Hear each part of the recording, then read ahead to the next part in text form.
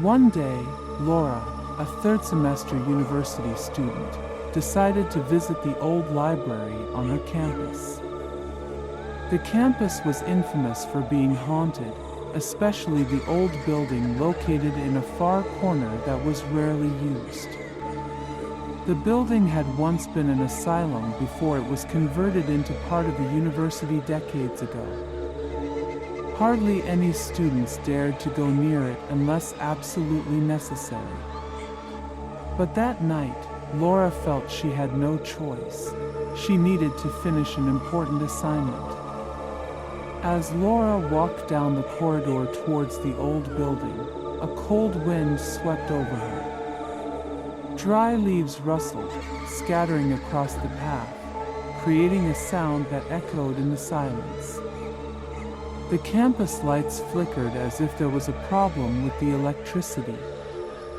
Laura shivered, not just from the cold, but from an unsettling feeling that clung to her as she got closer to the building. When Laura entered the building, the heavy door behind her slammed shut with a loud bang, making her heart race. Inside, the atmosphere was even more terrifying. Narrow, dark hallways were dimly lit by a few flickering bulbs.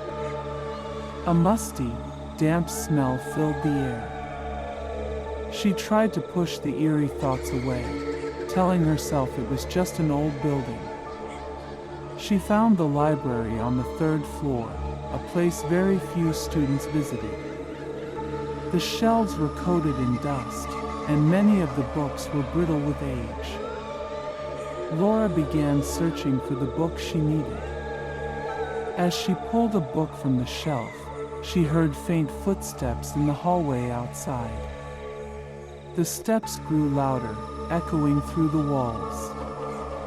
Laura turned, but saw no one. The room seemed empty, yet she felt as if someone was watching her. Swallowing hard, she tried to focus on her book again, but the footsteps came again, closer this time, accompanied by the sound of heavy breathing. Unable to ignore it anymore, Laura quickly glanced over her shoulder. At the end of the hallway, she saw the faint outline of a woman in a torn white dress, her long, messy hair obscuring her face. The woman stood still, but her presence radiated pure malice. Laura froze, unable to move. The woman began to step forward, slowly but deliberately. Every footstep reverberated in the stillness, striking terror into Laura's heart. She trembled, her body paralyzed with fear. As the woman drew closer, Laura could hear soft sobs escaping her. With a desperate breath, Laura mustered the strength to run. But as she turned to flee, the woman was suddenly right in front of her. Her pale, scarred face became visible, her empty eyes staring, and black blood trickled from her mouth. Without a sound, the woman opened her mouth wide, as if to scream, but only a cold gust of wind escaped, making the room feel even more frigid.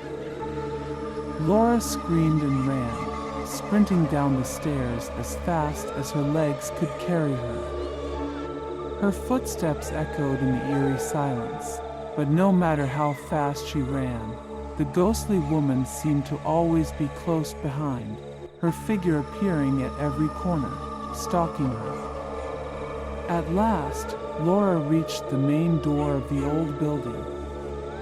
She threw herself against it, hoping it would open. But the door wouldn't budge. She banged on it, sobbing, praying someone would hear her from the outside. Suddenly, she felt an icy hand grip her shoulder from behind. Laura shrieked and turned around, only to see the woman's face right in front of her, smiling with a twisted, vengeful grin. Then everything went black. The next morning, the campus security found Laura lying in front of the old building's door, her eyes wide open, her face pale as death.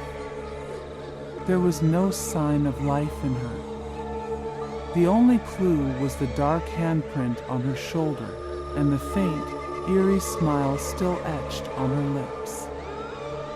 Since that night, no student dared to set foot in that building again. They say the spirit of the woman still haunts it, searching for another soul to share her endless suffering.